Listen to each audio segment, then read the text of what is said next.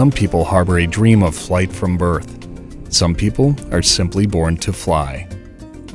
The latter is the case with Dan Canuteson, who was flying almost as soon as he was born.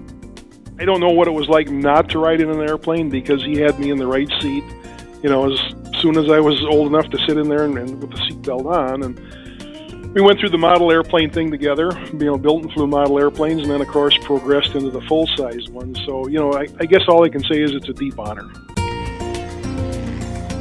The story goes that Dick built a seat bench in the plane so Dan and his brother could begin mastering all that they could about flight very early on. I learned a lot from him, and he's also responsible for teaching me to fly. He did not have his instructor's rating, but taught me the basics in a Cub, our little grass strip out in Lodi, Wisconsin. And there was a flight instructor on the field who was a personal friend who would ride with me, get the necessary paperwork, necessary time and things done. So I was able to get my private pilot's license when I was 17.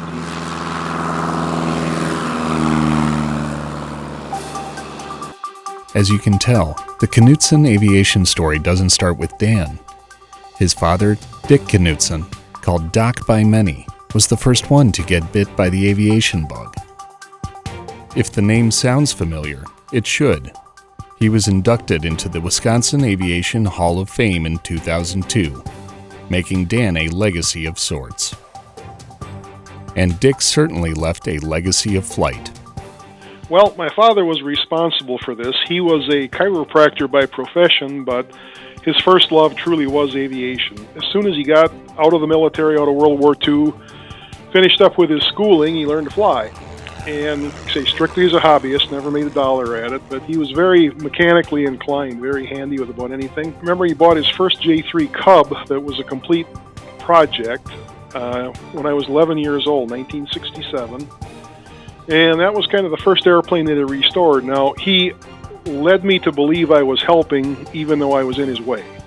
And he would give me odd jobs to clean up and, miscellaneous things to prime and just, kind of that. And that's what started it all. And then that was done. The results were good. And, he proceeded to buy more airplanes and restore them. And, each one got a little bit better. And we both learned, a whole lot more about it. It was that encouragement, that fatherly guidance that sparked Dan's love of aviation and perhaps his passion for Piper Cubs. In 2012, Dan's pet project, his own Piper Cub, was selected to be the lead airplane at AirVenture's 75th anniversary celebration of the Piper Cub. Piper contacted Steve and said, we need a really good Cub for our display at Oshkosh in 2012, which of course was the anniversary. Well, Steve called me up, and I was flattered that he did so. So my Cub was the lead airplane. Now, I did not fly it. And the reason being is the first and foremost individual related to Cubs, who I'm sure you've heard of, is Clyde Smith Jr. And he is known as the Cub Doctor. His father was an experimental test pilot for Piper. Clyde worked for Piper. So who better to lead the flock of Cubs to Oshkosh than the Cub Doctor? And Clyde is a good personal friend of mine. So we got the airplane over to Hartford, and Clyde and his lady friend mounted it that Saturday morning, I believe it was, and headed for Oshkosh. And, I think that was a bigger thrill than if I'd been flying it myself. Watching it come in, the first Cub in, Clyde flying it, the history with him, and, everything involved. So, and then, of course, it went to the Piper display where it was all week. Got a lot of positive comments, a lot of people wanting to buy it, of course, not for sale. And, it was just very, very memorable. Dan has become pretty well known in the world of Cubs. His knowledge is in high demand when it comes to judging, but it all stems from a devotion to authenticity. What I like to think about with these airplanes is not only does history need to be preserved, but we need to show respect for the people that developed these airplanes originally and built them. Because bear in mind, most of these are 40s, 50s, and 60s, back when they designed and engineered them with a slide rule.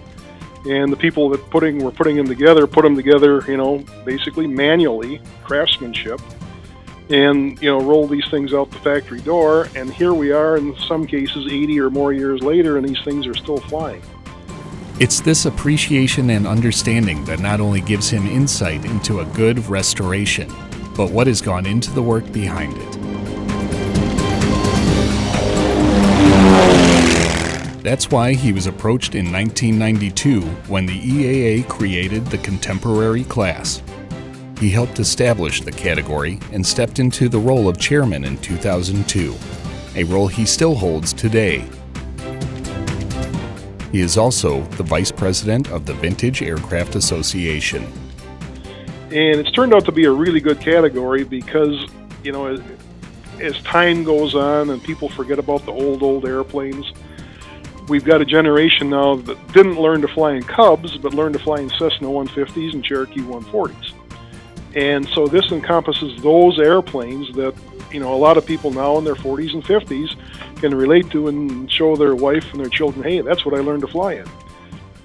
But the Contemporary has turned out very, very well, and, I'm proud to have been part of that for the last 30 years.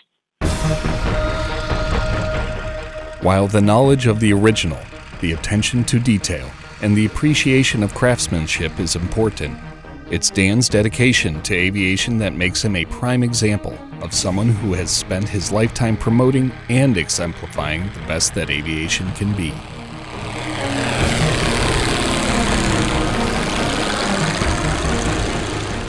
I think more than anything what I would like to relay is, and this goes back to our EA founder, Paul Poberesny, is that, the airplanes are great, but the people are better. And another one of his sayings was, regarding Air Ventures, we come for the airplanes, but we come back for the people. So, these are inanimate objects. They don't talk. They don't do anything. But they bring us together and, open the doors for the meeting of people. But for the most part, it's the people. It truly is.